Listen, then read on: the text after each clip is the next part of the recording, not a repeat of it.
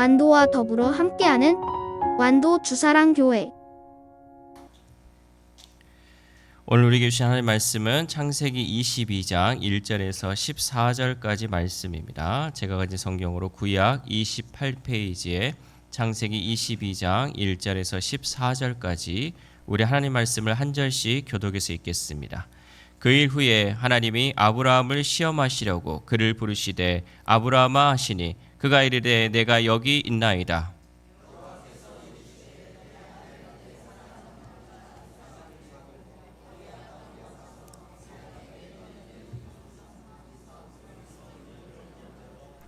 아브라함이 아침에 일찍이 일어나 나귀의 안장을 지우고 두 종과 그의 아들 이삭을 데리고 번제에 쓸 나무를 쪼개어 가지고 떠나 하나님이 자기에게 일러주신 곳으로 가더니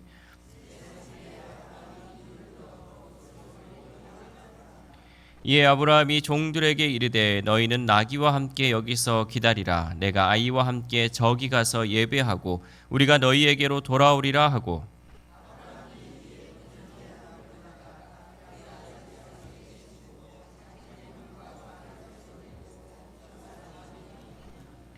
이삭이 그 아버지 아브라함에게 말하여 이르되 내 아버지여 하니 그가 이르되 내 아들아 내가 여기 있노라. 이삭이 이르되 불과 나무는 있거니와 번제할 어린 양은 어디 있나이까.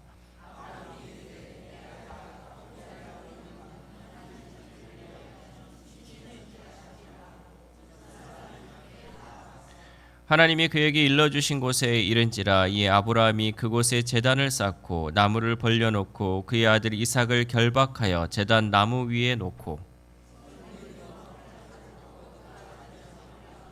여호와의 사자가 하늘에서부터 그를 불러 이르시되 아브라함아 아브라함아 하시는지라. 아브라함이 이르되 내가 여기 있나이다 하매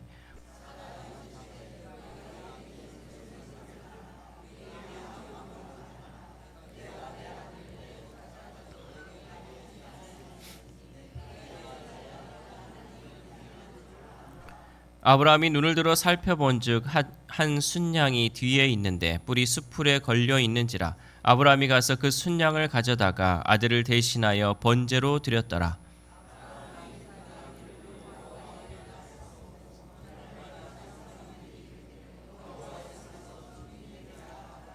아멘. 할렐루야. 우리 옆에 식구들과 인사하겠습니다. 오늘도 승리하셨습니다. 하나님은 우리의 모든 필요를 아십니다. 맞습니까? 하나님은 우리의 모든 필요를 아시고 모든 것을 준비하시는 여호와 일의 하나님인 줄 믿습니다. 성경을 읽다 보면 도무지 이해할 수 없는 순간들이 있습니다. 왜 하나님께서 이렇게까지 하실까라는 질문이 떠오르는 장면들이 있죠. 특별히 오늘 본문을 보면 우리가 그것을 느낄 수가 있습니다. 아브라함에게는 100세의 나이에 얻은 약속의 아들, 또 웃음을 주신 그 아들 이삭이 있었습니다. 그런데 하나님께서 그 아들을 번제로 드리라라고 말씀하셨죠.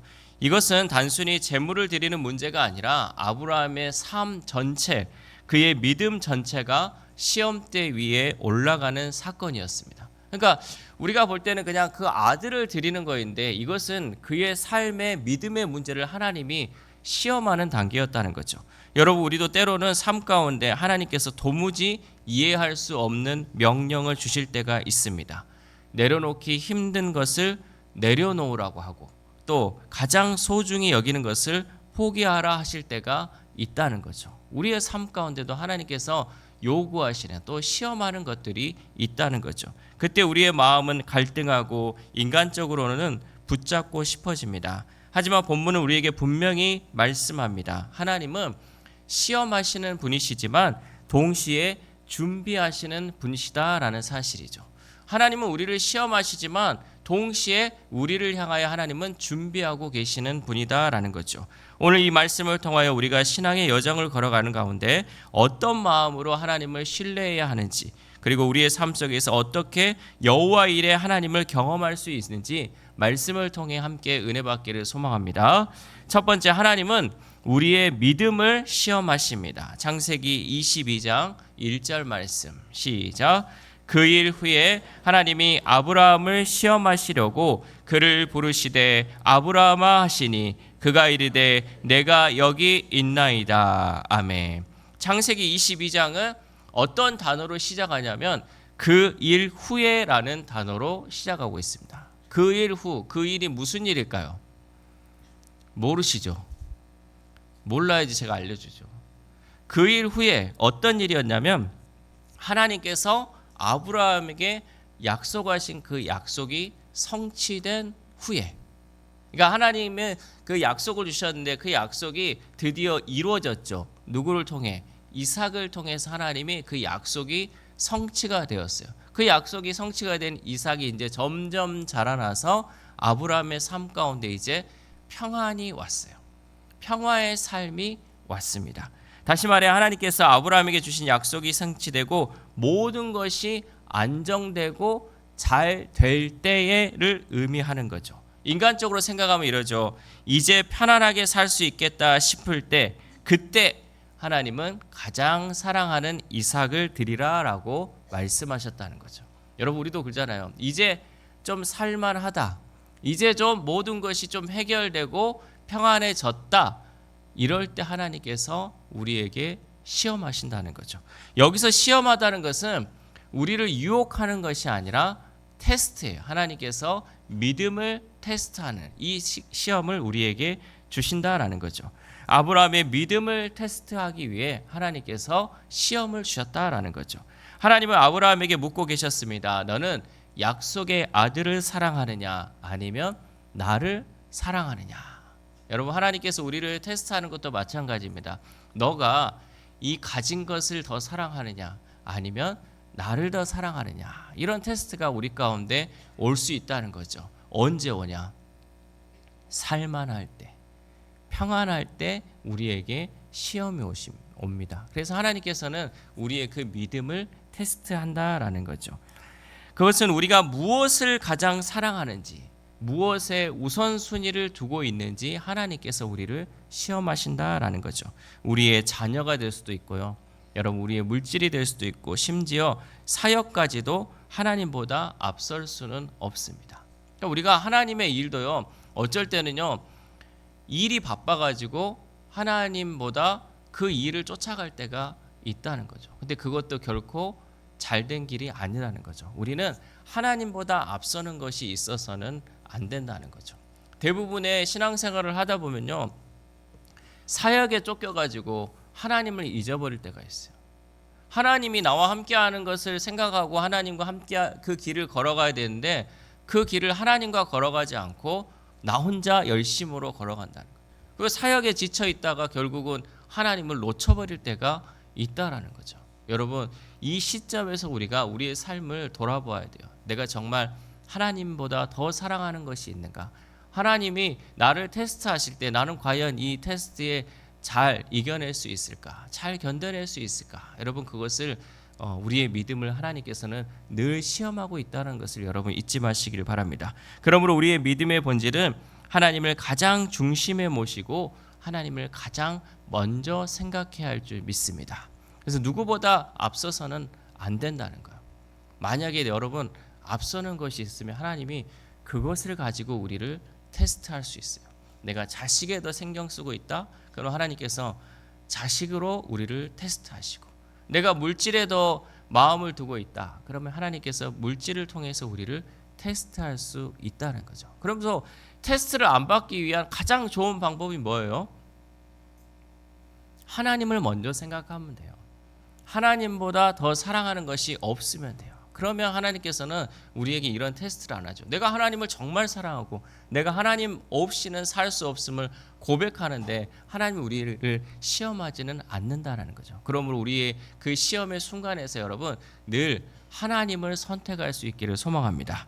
두 번째로는 믿음은 순종으로 증명되죠. 우리 창세기 22장 5절 말씀 시작. 이에 아브라함이 종들에게 이르되 너희는 나귀와 함께 여기서 기다리라. 내가 아이와 함께 저기 가서 예배하고 우리가 너희에게로 돌아오리라 하고. 아멘. 아브라함은 하나님의 말씀에 주저하지 않고 새벽에 일찍 일어나 모리아 산으로 향하였습니다. 3일 길을 걸으며 그는 수없이 갈등했을 것입니다. 3일 동안 걸어가면서 오직 그의 생각 가운데는 이삭을 어떻게 해야 되나? 하나님이 말씀을 하셨는데 내 아들을 어떻게 해야 되나? 이제 이런 갈등과 고민이 있었을 것입니다. 하지만 믿음은요, 여러분, 감정이 아니라 행동으로 증명되어야 합니다. 믿음은 여러분 감정적으로 믿어서는 안 돼요. 뭔가 내가 기분이 좋아가지고 내가 정말 하나님 앞에 결단하는 그런 믿음이 아니라요, 여러분 말씀 중심으로 행동으로 결단해야지 이 믿음이 참된 믿음이 될 수 있다는 거죠. 특별히 우리는 감정의 동물이에요. 인간은 감정의 동물이에요. 이 감정이 수없이 하루에도 12번도 우리의 마음이 바뀌는데, 그러면 우리의 믿음도 이 감정을 따라가다 보면 12번도 바뀌는 게 우리의 믿음이에요. 그러니까 우리는 감정을 쫓아가는 것이 아니라 하나님의 말씀을 쫓아야 되고요, 하나님의 말씀을 순종으로 응답하며 나아가야 한다는 거죠.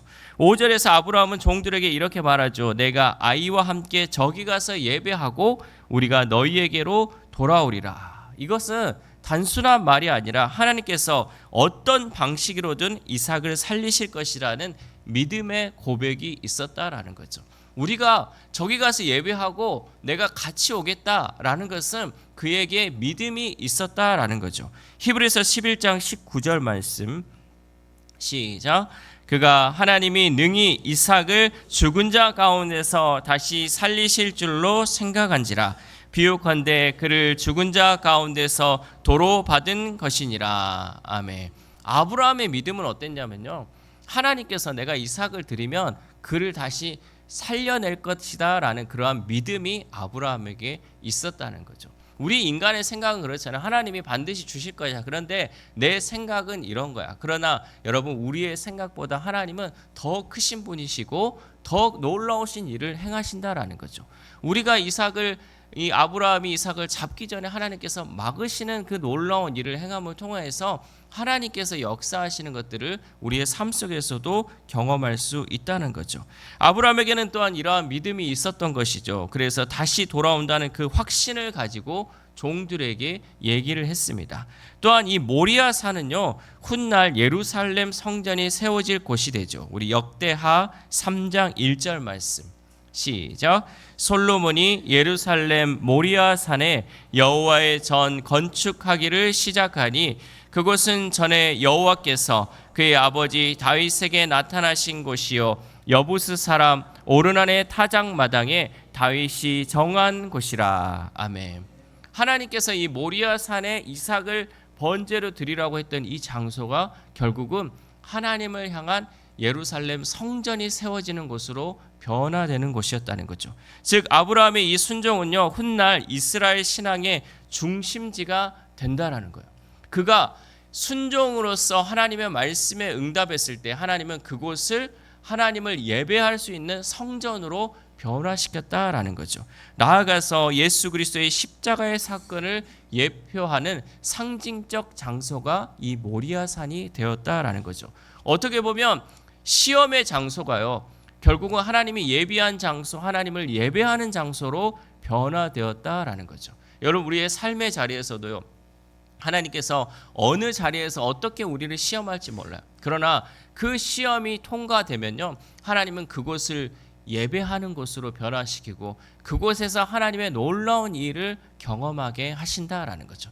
단순히 우리가 시험이 온다 그래서 근심하며 걱정하는 것이 아니라 하나님께서 이것을 통해서 이곳을 예배하는 곳으로 변화시키고 이곳을 하나님께서 기뻐 받으시는 곳으로 변화시키겠구나라는 그러한 기대가 우리 가운데 있어야 한다는 거죠.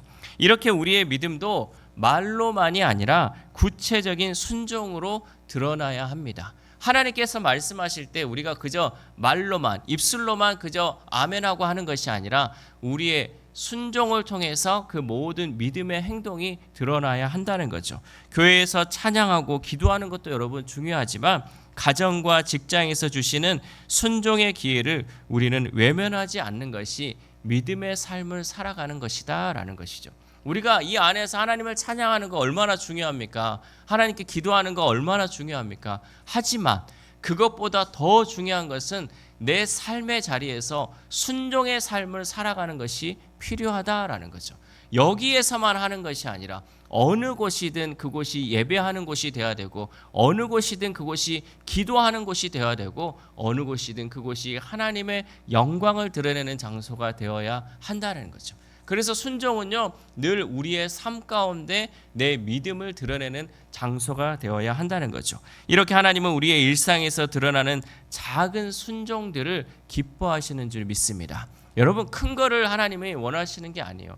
작은 순종들이 모여서요, 그것이 믿음의 열매들로 나타나게 되어 있다는 거죠. 하나라도 여러분 제발 순종해 보십시오. 하나라도 가정에서 이루어 보시고, 하나라도 직장에서 여러분이 그 순종의 열매들을 이루어갈 수 있기를 소망합니다.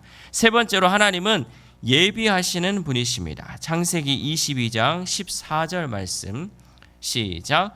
아브라함이 그 땅 이름을 여호와 이레라 하였으므로 오늘날까지 사람들이 이르기를 여호와의 산에서 준비되리라 하더라. 아멘.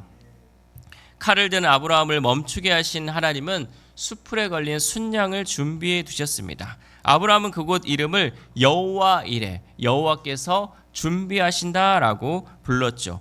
이 사건은 단순히 위기의 순간에 양 한 마리를 준비해 두셨다라는 정도가 아니라 하나님의 구속사 전체를 비추는 신학적 메시지가 담겨져 있습니다. 먼저 하나님은 인신 제사를 거부하고 대속의 제물을 세우신다라는 것이죠.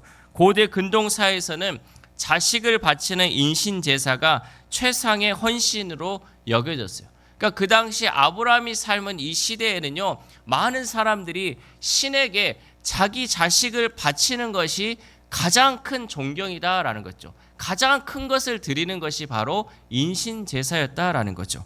가나안과 주변의 이방 종교에서는 자녀를 신에게 바치는 이 인신 제사가 흔했습니다. 열왕기 하에 보면 모압 왕이 전쟁에서 패하자 자기 맏아들을 성벽 위에서 번제로 드리는 장면이 나오죠. 우리 열왕기 하 3장 27절 말씀 시작. 이에 자기 왕위를 이어 왕이 될 맏아들을 데려와 성 위에서 번제를 드린지라. 이스라엘에게 크게 경노함이 임하게 그들이 떠나 각기 고국으로 돌아갔더라. 아멘. 그러니까 자기의 자식을 이렇게 번제로 드린다는 것은요, 신에게 있어서 최고의 예배를 드리는 게 그 당시의 문화였다는 거죠. 이런 풍습은 고대 근동에 있어서 일방적인 관습이었습니다. 그런데 하나님께서는 아브라함에게 이삭을 번제로 드리라 하신 사건은 결국 이방의 신들과 전혀 다른 하나님의 성품을 보여주고 있는 것이죠. 하나님은 인신 제사를 멈추게 하시고 양을 준비함으로써 여호와 하나님은 결코 인신 제사를 요구하지 않는 분임을 선포하였다라는 것이죠. 하나님은 인간의 희생이 아니라 하나님이 친히 준비하신 희생으로 구원이 이루어진다라는 것을 보여주신 것입니다. 여기서 우리는 기독교 신앙이 타 종교와 구별되는 본질을 보게 됩니다. 인간이 스스로 피를 흘려 신을 달래는 것이 아니라 하나님이 스스로 대속의 길을 마련하신다라는 것이죠. 그러니까 보통의 그 다른 타 종교나 또 다른 이방 종교는요, 어떠냐면 자기의 피를 흘리는 거예요. 내가 내 몸에 막 우리 바알 신을 이렇게 예배하는 그런 바알 신전들을 하는 그 제사장들을 보면 자기를 막 학대를 하잖아요. 자기를 학대하면서 신이여 내 소리를 들으시고 내 기도를 들으소서 하면서 자기를 학대하면서 자기를 드리는 거예요. 그러면서 신의 노여움을 달래고 또 신이 이렇게 해줬으면 하는 것을 하는 거죠. 그러나 하나님은 그런 것과는 달리 하나님 스스로 대속 제물을 준비하시고 이루어 가시는 하나님이다라는 거죠. 하나님은 대신 죽을 제물을 또한 준비하셨어요. 그러니까 하나님께서는 예배를 드림에 있어서도요, 우리가 준비해서 우리가 뭔가 하나님께 드리기보다도 하나님께서 친히 준비해서 그 예배를 드릴 수 있도록 우리를 인도하신다라는 것이죠. 이 사건은 신학적으로 대속적인 속죄를 미리 보여주는 장면입니다. 아브라함의 아들 대신 양이 드려진 것처럼 인류의 죄를 대신해서 누가 드려졌습니까? 예수님이 드려졌다는 거죠. 예수님을 누가 준비했습니까? 하나님이 친히 준비하셨어요. 우리의 죄를 위해서 하나님이 이렇게 친히 준비하신다는 거예요. 여러분, 세상에 어떤 종교가 신이 인간을 위해서 이렇게 준비해서 스스로 제물을 드리고 예배할 수 있도록 하였습니까? 기독교만이, 하나님을 믿는 이 종교만이 하나님께서 친히 우리를 위하여 준비하셨다라는 거죠. 신약에도 보면 세례 요한은 예수님을 보며 이렇게 선포했습니다. 요한복음 1장 29절 말씀. 시작. 이튿날 요한이 예수께서 자기에게 나아오심을 보고 이르되 보라, 세상 죄를 지고 가는 하나님의 어린 양이로다. 아멘. 예수님은 세상 죄를 지고 가는 하나님의 어린 양이다라는 거죠. 이는 창세기 22장의 그림자였던 사건이 예수 그리스도를 통해서 완전히 성취되었음을 보여주고 있습니다. 그래서 아브라함과 이삭의 이야기는요, 단순히 개인의 순종 사건이 아니라 구속사의 예표로서 하나님의 구원 계획을 드러내는 사건이다라는 거죠. 그러니까 이 사건을 통해서 예수님께서 친히 우리의 죄를 짊어지실 것을 미리 보여주는 장면이 오늘 우리가 함께 읽었던 이 본문이다라는 거죠. 여러분, 우리는 때때로 왜 하나님은 나를 이런 상황으로 이끄시는가라고 질문을 할 때가 있습니다. 그러나 하나님은 항상 더 큰 구원의 그림을 우리 위해 준비하고 계십니다. 우리는 왜 이 상황이 이렇게까지 몰아지게 됐는가? 왜 나에게 여기까지 하나님이 이끌고 가셨을까라고 생각하지만 하나님은 더 큰 그림을 우리를 위하여 준비하고 있다라는 거죠. 우리가 보지 못할 뿐이지 하나님의 예비하심은 결코 실패하지 않으십니다. 아브라함에게 준비하신 순양처럼 우리 인생의 위기에도 하나님은 이미 대안을 마련해 두셨습니다. 우리가 보지 못할 뿐이지 하나님은 이미 모든 것을 준비하고 계신다라는 거죠. 무엇보다 하나님은 우리를 위해 예수 그리스도라는 완전한 속죄 제물을 준비하셨습니다. 이것이 바로 여호와 이레의 가장 큰 성취다라는 거죠. 하나님이 친히 준비하십니다. 여러분, 우리는 하나님만 믿고 가면 돼요. 하나님만 믿고 가면요, 하나님이 다 준비하셔요.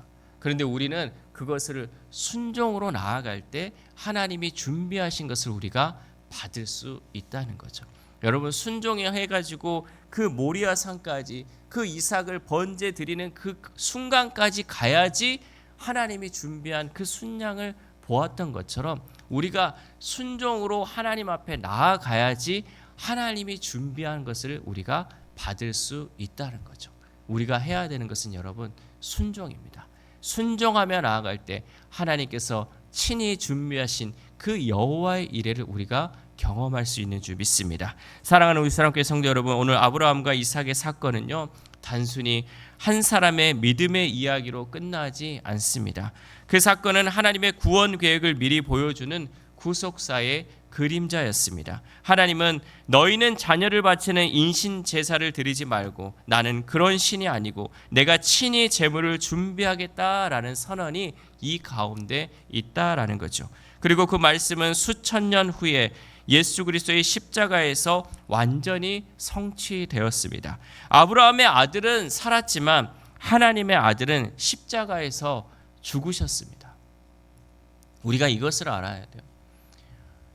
아브라함을 통해서 이삭을 번제로 드리라고 했지만 그 이삭은 죽지 않았어요. 하나님이 살려주셨어요. 그러나 예수님은 죽으셨어요. 하나님의 아들인데 우리를 위해서 친히 죽임을 당하셨다라는 거죠. 이삭은 양으로 대속되었지만 우리는 하나님의 어린 양 예수 그리스도로 대속된 줄 믿습니다. 그러므로 우리가 믿는 신앙은 내가 하나님께 무엇을 드리냐가 아니라 하나님께서 나를 위해 무엇을 준비하셨는가에 기초한 신앙이 되어야 합니다. 내가 하나님께 드릴 수 있는 게 여러분 뭐가 있겠습니까? 내가 드릴 수 있는 게 한계가 있어요. 그러나 하나님은 오늘도 이 시간에도 우리를 위하여 준비하고 계십니다. 과연 하나님 나를 위해 어떤 것을 준비하고 계셨을까? 여러분, 이러한 믿음이 있기를 소망합니다. 우리는 그저 믿음으로 그 길을 걸어가면요, 하나님이 준비하신 것을 우리가 받아볼 수 있다라는 거죠. 하나님은 우리를 위해 독생자 예수 그리스도를 준비하셨고 십자가를 준비하셨고 부활의 소망을 준비하신 줄 믿습니다. 여호와 일의 하나님은 오늘도 동일하게 우리의 삶을 예비하십니다. 가정의 문제, 경제의 문제, 사역의 문제 앞에서 우리가 절망할 이유는 없습니다. 우리 눈에는 길이 보이지 않을지라도 하나님은 이미 길을 준비하시고 예비하셨습니다. 우리의 필요를 아시는 하나님, 우리의 미래를 예비하시는 하나님, 그리고 무엇보다 우리를 위해 예수 그리스도를 준비하신 그 하나님을 믿으시기 바랍니다. 그 믿음으로 우리 인생의 모리아 산에서도 하나님이 준비하셨다는 고백을 드리며 예수 그리스도의 십자가와 부활의 은혜를 누리는 저와 여러분 되시기를 주님의 이름으로 소망합니다. 기도하겠습니다. 하나님 감사합니다. 우리를 위하여 친히 준비하시는 하나님, 우리가 이 세상을 살아가면서 이해되지 않고 받아들여지지 않는 순간들이 올지라도 우리는 오직 하나님의 구원의 계획을 신뢰하며 하나님의 말씀만을 순종하는 삶을 살아가도록 인도하여 주옵소서. 세상의 많은 종교는 신에게 무엇을 드리고 그 신을 달래기 위해 노력하지만 우리가 믿는 하나님은 우리를 위해 친히 준비하시는 하나님이십니다. 그 하나님이 내가 믿는 하나님이고 내가 섬기는 하나님이십니다. 그러므로 우리의 믿음이 변하지 않게 하시고 우리를 사랑하셔서 독생자까지 아끼지 아니하시고 우리에게 내어주신 그 사랑에 늘 감사하며 살아갈 수 있도록 도와주옵소서. 특별히 하나님 기도하옵기는 몸이 아프고 마음이 아픈 성도들이 있습니다. 하나님께서 그 몸과 마음을 치유하여 주셔서 온전한 회복을 통하여 고치시고 낫게 하시는 하나님을 만나는 우리 성도들이 되게 하여 주옵소서. 또한 올해 들어 우리 주사랑교회에 많은 새가족들을 보내주셨는데 그 영혼들이 하나님의 말씀으로 자라게 하셔서 하나님의 일꾼이 되어 교회와 각자의 삶의 자리에서 예수 그리스도의 향기를 전하는 삶을 살아갈 수 있도록 성령님 인도하여 주옵소서. 그래 우리 주사랑교회가 영혼들의 안식처가 되게 하시고 하나님을 인격적으로 만나는 교회 될 수 있도록 도와주옵소서. 이 모든 말씀 우리와 함께 하시는 예수 그리스도의 이름으로 기도드립니다. 아멘. 잠시 광고 말씀